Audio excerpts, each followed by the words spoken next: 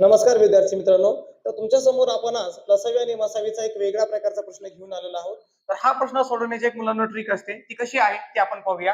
प्रश्न असा आहे, दोन संख्यांचा लसावी 360 आणि त्यांच्यातील फरक 32 चा आहे, तर ते आपल्याला संख्या शोधायच्या. तर पहा मुलांनो, तुम्हाला जो लसावी दिलेला आहे त्या लसावीला त्या दिलेल्या संख्येचा जो फरक आहे त्याने आपल्याला काय करायचंय, डिवाइड करायचंय. तर पहा मुलांनो, मग 360 आणि 32 आपण जर पाहिलं तर ह्या संख्या मुलांनो 8च्या पाड्यामध्ये आहेत. त्याला आपण 8 ने भाग देऊया.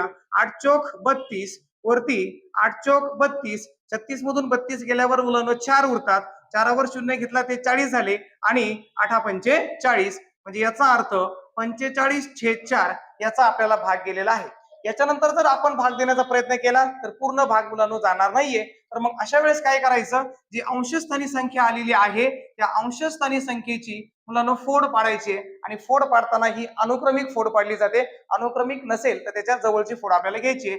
तर 45 ची फोड मुलांनो 9×5=45 ही आपल्याला पडते. तशी 45×1=45 पण आहे, 15×3=45 पण आहे आणि 9×5=45 ही एक आहे. तर त्यातल्या अनुक्रमिकच्या जवळची फोड 9×5 ही आहे, म्हणून आपण ती फोड आपण घेऊया. तर मुलांनो, आपल्याला काय करायचंय, त्या दोन संख्या शोधायच्या. त्यातली पहिली संख्या आणि दुसरी संख्या ही कशी शोधायची ते आपण पाहूया. तर काय करायचं मुलांनो, हे जे दोन अवयव आलेले आहेत ते दोन अवयव एकदा दोन्ही संख्यामध्ये मांडून घ्यायचे.